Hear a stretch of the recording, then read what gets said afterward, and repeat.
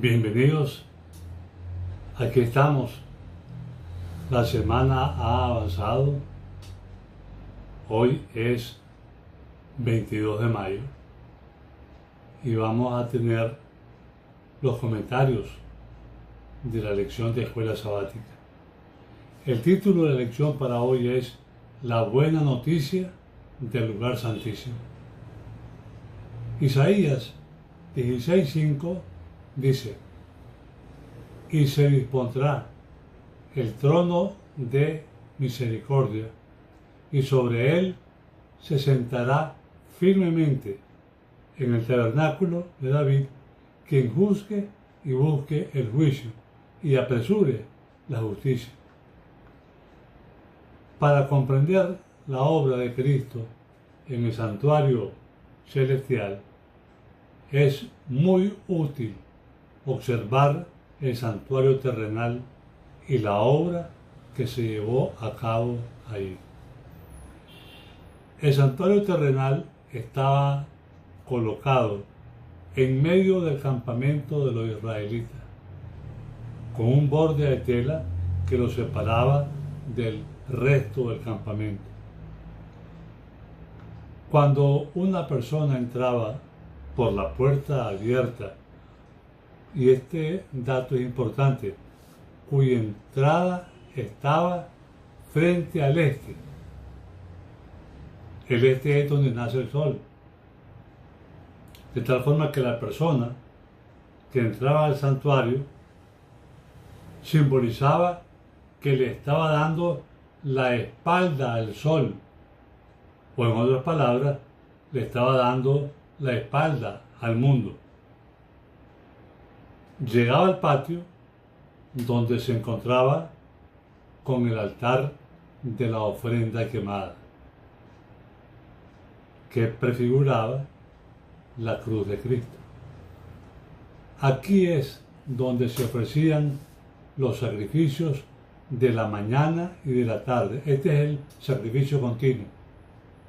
Era el lugar donde la gente traía sus corderos para sacrificarlos por sus pecados. Todos estos sacrificios y símbolos apuntaban hacia Jesús, el Cordero Perfecto. Este simbolismo se refuerza en el Nuevo Testamento cuando Juan el Bautista vio a Jesús y exclamó: «He aquí el Cordero de Dios que quita el pecado del mundo». Juan 1:29. En el santuario terrenal tenía dos lugares dentro de la tienda: el Santo y el Santísimo. En el santuario terrenal mismo era una estructura especial parecida más o menos a una tienda de campaña, con dos compartimentos. Ya lo dije, el lugar santo y el lugar santísimo. En ambos lugares solamente los sacerdotes podían entrar. Y en el lugar santísimo solamente podía entrar una vez al año el sumo sacerdote en el día de la expiación o el Yom Kippur. Dentro del lugar santo habían tres muebles: la mesa de los panes de la proposición. Tenían dos pilas de pan. Cada pila tenía 6 panes. Sumadas las dos, eran 12 panes, que representaban a las 12 tribus de Israel. O sea, al pueblo Israel en su totalidad. Este pan se hacía nuevo cada mañana y simbolizaba, por supuesto, a Jesús, que es el pan de vida. Hoy Cristo nos da este pan de vida a través de su palabra, a través de la Biblia. Él dijo: Respondiendo, dijo a Satanás: escrito está, no solamente de pan vivirá el hombre, sino de toda palabra que sale de la boca de Dios. Mateo 4:4. El segundo mueble era el candelero de oro. Habían 7 lamparitas, 7 luces en este candelero, que siempre estaban llenas de aceites para quemar. Nuevamente, esto es un símbolo de Jesús, que Jesús es la luz del mundo. Juan 8:12. Su ministerio nos trae gozo y esperanza, y su luz puede brillar a través de cada uno de nosotros para dar luz a otro por el testimonio de los que creen. El altar del incienso estaba cerca del velo que separaba el lugar santo del lugar santísimo. En este altar se quemaban incienso y se llenaba de fragancia el santuario. Esto simbolizaba o representaba las oraciones del pueblo de Dios. En Salmo 141, el rey David oró: sube mi oración delante de ti como el incienso. Del otro lado del velo estaba la parte más sagrada del tabernáculo, el lugar santísimo. Solo había un mueble en esa pequeña habitación: el arca de la alianza, también llamada el arca del testimonio. Encima habían 2 ángeles dorados mirando hacia abajo desde ambos lados del arca, con las alas extendidas sobre la caja sagrada. Eran los querubines que se inclinaban con respeto hacia la palabra de Dios, hacia los 10 mandamientos. Pero, ¿qué había dentro del arca? Bueno, estaban las 2 tablas de piedra que contenían los 10 mandamientos. La ley nos muestra la voluntad de Dios y nos ayuda a darnos cuenta de cuánto lo necesitamos.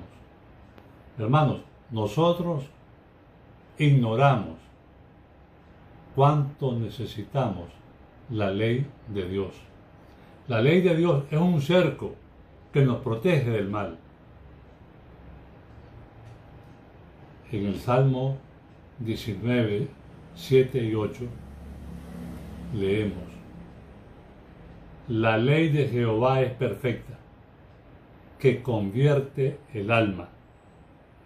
El precepto de Jehová es puro, que alumbra los ojos. El ministerio de Jesús en el santuario celestial nos da sabiduría para ver por qué la humanidad necesita una ley fundamental que nos diga qué es lo que está bien y qué es lo que está mal, de acuerdo al criterio de Dios. Somos criaturas, Él es el Creador. Él nos dice lo que debemos hacer.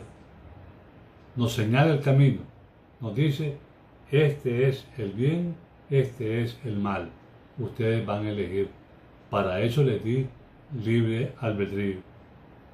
También dentro del arca había una olla, una ollita que estaba el maná, la comida que Dios hizo llover desde el cielo para alimentar a los israelitas en el desierto. Esto es un símbolo de el recordatorio de cómo Dios promete cuidarnos, incluso cuando nuestra situación parece imposible. Para Dios no hay nada imposible. Dios es Dios y Él es todopoderoso y nos ama porque somos sus hijos. Rebeldes, pero somos sus hijos. Un elemento más dentro del arca fue la vara de Aarón, que floreció milagrosamente cuando las tribus cuestionaron a quienes había escogido Dios para servir como sacerdotes, y Dios dio una respuesta muy clara.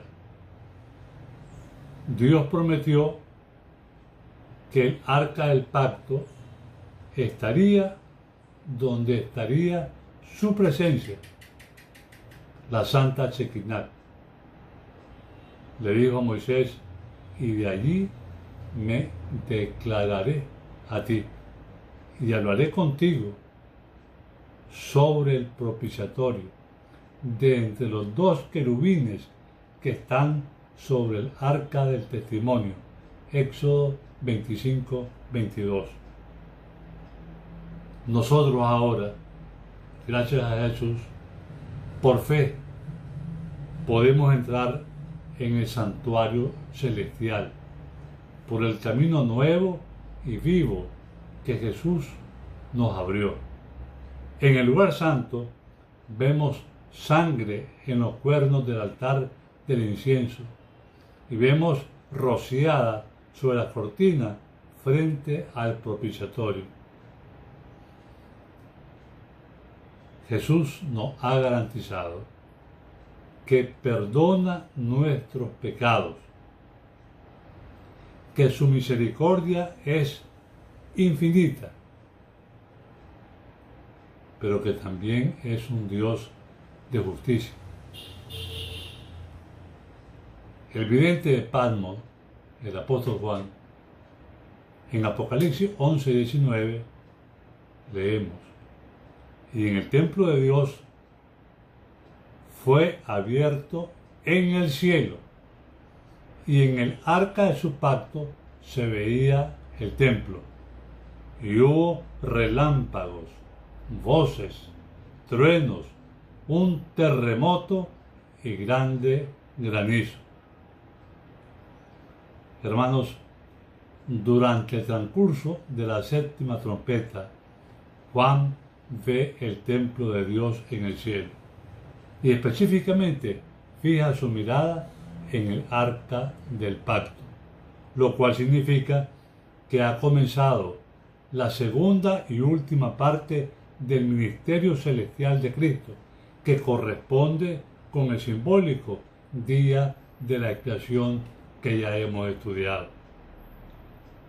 Un brillo resplandeciente de la gloria de la presencia de Dios en la sala del trono se mira y es la base del trono de Dios.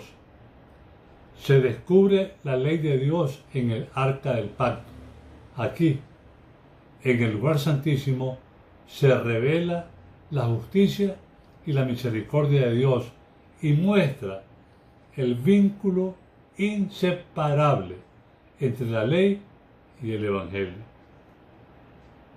Dice el apóstol Pablo en Hebreos 8:10: y este es el pacto que haré con la casa de Israel después de esos días. Pondré mis leyes en la mente de ellos, las escribiré en sus corazones, y seré su Dios, y ellos serán mi pueblo. Hermanos, todos nosotros, todas las personas, desde que nacemos y tenemos conciencia, podemos saber sin que nadie nos diga qué es el bien y qué es el mal. Nadie nos enseñó qué cosa es eso. Dios pone en nosotros su Espíritu y el Espíritu Santo nos dice qué es el bien y qué es el mal. A nosotros nos toca decidir qué haremos, qué camino andaremos, si el camino recto el bien o el camino mundano el mal. Continuemos. El sitio conocido como lugar santísimo era el área más oculta y más sagrada del antiguo tabernáculo de Moisés y del templo de Jerusalén. Fue construido como un cubo perfecto. Solo contenía el arca del pacto, el símbolo de la relación especial de Israel con Dios. Repito, únicamente el sumo sacerdote, una vez al año, el día de Yom Kippur, o sea, el día de la expiación, podía el sacerdote entrar al lugar santísimo. Estaba autorizado para entrar en el pequeño recinto, sin ventana, para quemar incienso y rociar la sangre de un animal sacrificado sobre el propiciatorio del arca. Al hacerlo, el sacerdote expiaba sus propios pecados y los del pueblo. El lugar santísimo estaba separado del resto del tabernáculo y del templo estaba separado por un velo, un enorme y pesado velo de azul, púrpura, carmesí y lino torcido y bordado con querubines de oro. Hay un dato interesante que a mí me parece oportuno mencionarlo. En las vestiduras sacerdotales que el sumo sacerdote utilizaba en el día de la expiación, en la parte de abajo tenía cosidas unas campanitas.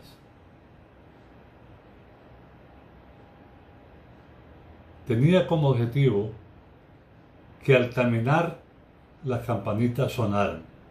¿Y para qué es eso? En el momento que el sumo sacerdote entraba al lugar santísimo, todo el pueblo caía de rodillas en oración y en silencio, y estaban pendientes de las campanitas. Mientras las campanitas sonaban, el sumo sacerdote había sido aceptado y estaba vivo. Si no oían las campanitas, es que él no fue aceptado, tenía pecado y había que morir. Nunca, jamás, ningún sacerdote en el día de la expiación murió. Todos salieron con una experiencia extraordinaria porque estuvieron cerca de la Santa Shekinah, de la santa presencia de Dios. Nadie podía tener acceso a la santidad de Dios. Habacuc 1:13 dice: muy limpio eres de ojo para ver el mar, y Dios no puede tolerar el pecado, pero ama a los pecadores. Dios ama a los pecadores, los más negros pecados que tenga un pecador. Aún así, Dios lo ama.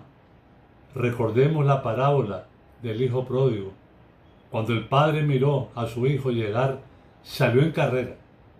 Algo insólito para un anciano de su posición, salir en carrera a recibir al hijo.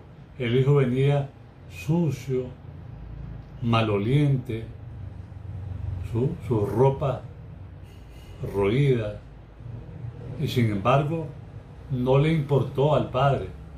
Fue donde él y lo abrazó, y después lo mandó a lavar. ¿Eso qué significa?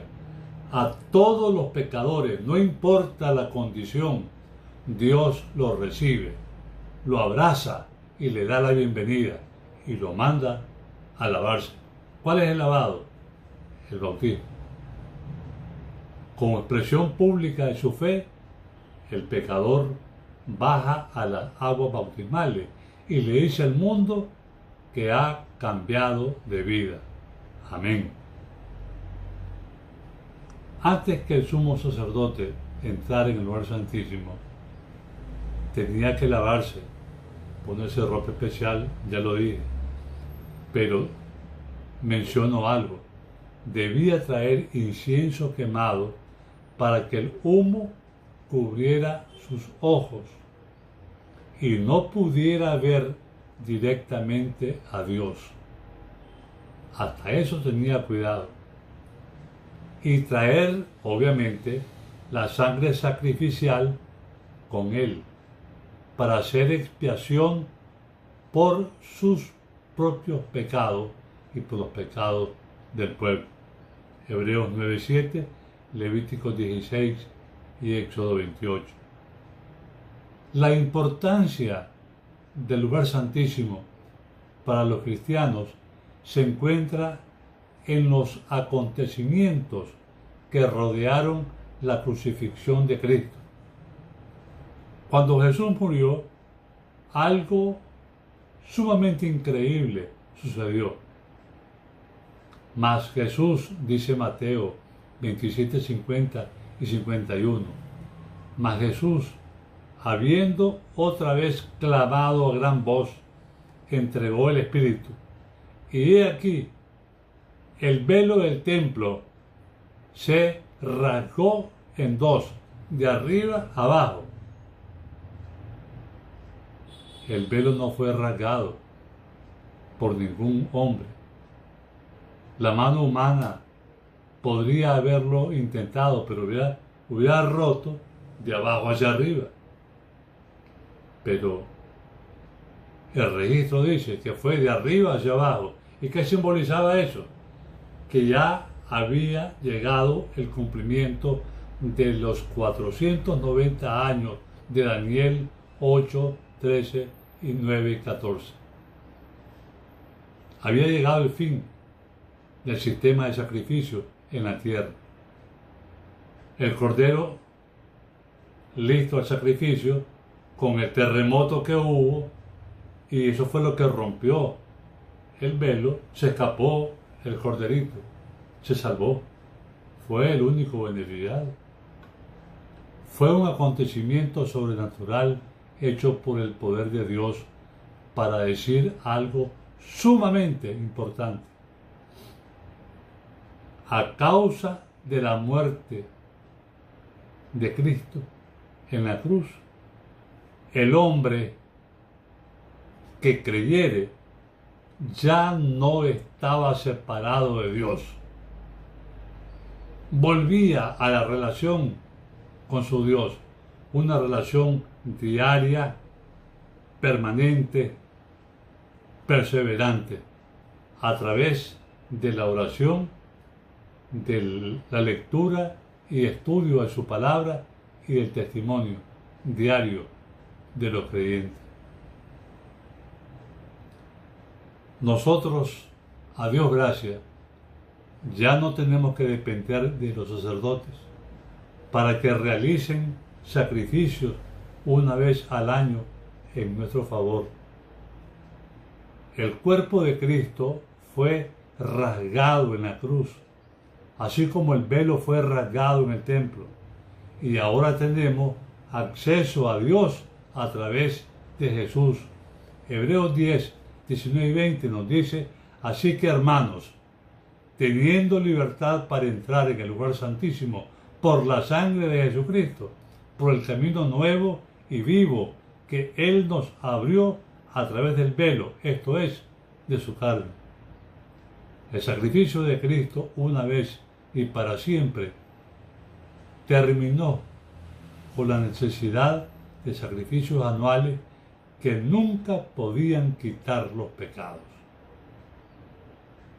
Antiguamente se hacía ese ritual, pero el cordero que moría no tenía potestad para perdonar pecados.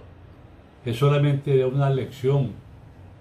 El objetivo era didáctico, que creyeran que pronto vendría el cordero que quita el pecado del mundo. Eso era la enseñanza, pero no había poder en ellos.